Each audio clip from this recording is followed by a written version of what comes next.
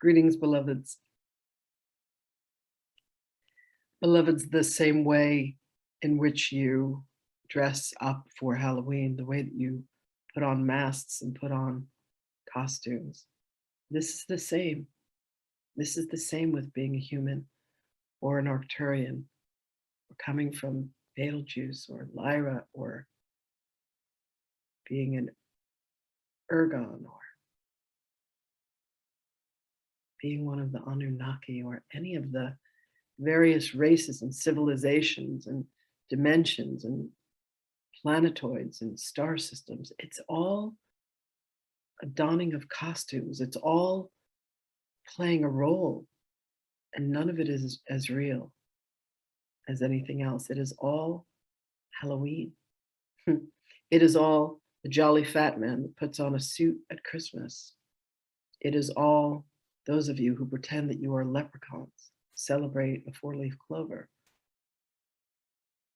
You have taken on the identity of the wife, and you are beleaguered by all that comes with being a mother, having a husband. You've taken on the role of husband and are again weighed down by all of the responsibilities that you have to a wife and children. You are playing the role of the martyr. You are playing the role of the saint. You are playing the role of the victim. You are playing the role of the widow. You are playing the role of the one misunderstood. You are playing roles, beloveds. You are playing the murderer. You are playing the one who is murdered. You are playing the rapist. You are playing the one who is raped. You are playing the victim and the victimizer. And you have all agreed to every single circumstance. And you have loved each other enough to play out all of these roles with one another. But understand, beloveds, that it is no more than costumes. It is no more than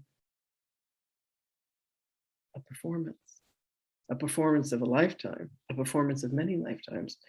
When I incarnated as Yeshua ben Joseph, it was once again a performance. And it was heralded because we knew that what I was going to do was remove the mask and remove the costume. And I was going to show them the man behind the curtain. And I still do this. And you are now doing this. You are removing your costumes. You are removing your masks. You are showing the world the truth. You are showing the world the truth through love and forgiveness. And beloved Deborah, when you have an opportunity to forgive, that is more important than the judgment. When you take a moment and you say, I judged this woman for being a right bitch, understand that what follows that immediately is the place of saying, why did I allow myself to be disturbed? Why did I choose this woman to judge rather than have compassion for that she does not yet remember that I do? How did I not take her by the hand and say, I forgive you for your rudeness? How did I not graciously say, yes, go to the bathroom before I do, and please take your time? Beloveds, we all have those things that will bring us to the edge of ego. And the edge of ego merely says, you think that you live in a world of peace. You think that you have mastered this and you have mastered that. You think that you look at everything through the eyes of love. But let me just poke you here, and let me poke you there, and let me poke you here and there. And let me just see, how are you going to do with all this poking? And you go, oh, I forgot. I chose instead to let the ego reign supreme and to judge and to criticize and to gossip. And I say, and what did you learn from that?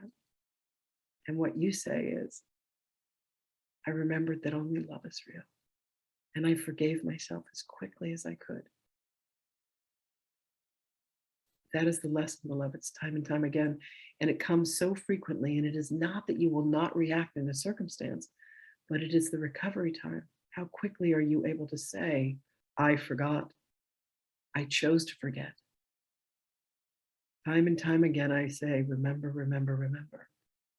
And there will come a day when that will happen. and you will love them, and you will thank them. And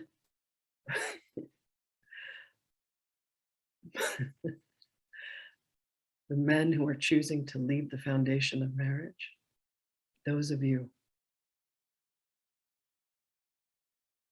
know that you choose to do that because you are following a different call. And the world of agreements that you have made, the promises that you have made to till death do you part, to love, honor, and cherish, you will still love, honor, and cherish these women. And there is a profound shift that is occurring. It is, you are capable, it is possible to love more than one person. And it is only the fear of a woman that feels that she does not know how to exist without a man that has supported her and taken care of her. It comes down to survival-based instincts, beloveds. If they are in the jungle and there is an animal that is about to attack them, they would hope that their brave, strong husbands would step in front and get eaten by the lion rather than them.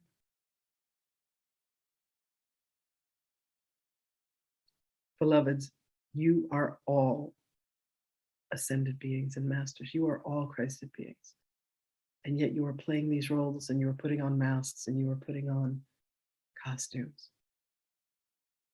When you have someone in your world who is mad at you for the actions that you're taking, when you have someone in your world that you become mad at for the actions that they are taking, know that all this is doing is pointing out to you the place where your ego still has mastery. And you are able to dismantle it by forgiving yourself. I forgive myself for all the people that are upset with me. I forgive myself for all the people that are angry at me. I forgive myself for all the people that are attacking me. Because it is a place where I am angry and upset and attacking myself. Let me find that place within my own heart and let me make peace with myself. Sahana Grace began a journey of forgiving what would have been unforgivable by most. And it has brought her to her knees of grace. And now she is working on the next piece, and the next piece, and the next piece, and will continue to do so until the day comes that she says, I choose to remember myself as the Christed being. And then all the healing and all the necessity for all this work stops. And what is remembered, beloveds? What is remembered is that only love is real. And the need for all the healing and all of the work that is being done, it stops. Because you come to remember that you are as God created you, not as your ego has created you. And you come to see the truth instead of the lies, and you come to see the light instead of the darkness. And you come to understand that life is eternal and that there is no death. And you come to recognize that the shadow has merely presented itself so that you can see the light through it. So just forgive, beloveds. Forgive and allow yourself to come to the place within your heart where you have created this incredible masquerade ball. And look at all those who have come to attend. Thousands upon thousands, millions upon millions, billions upon billions that are watching your every move, your every thought,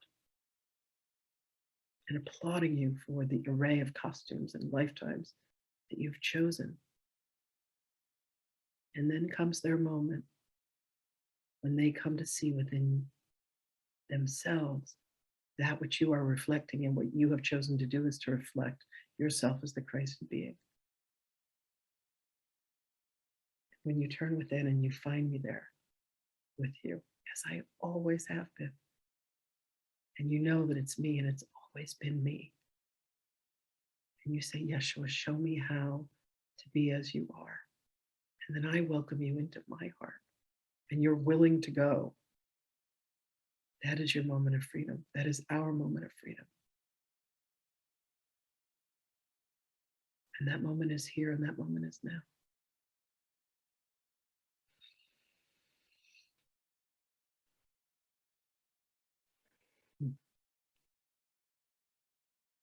Go as always, my beloved ones, into the truth and into the light.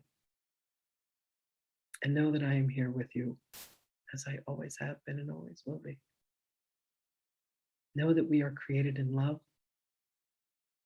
and that truly everything that we do is a step towards love, and it's a step towards heaven, and it's a step towards home.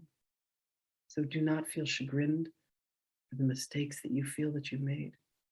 Know that everything does only one thing, and that leads you back to the kingdom. And the kingdom is within. I love you. I bless you. And I will speak with you again.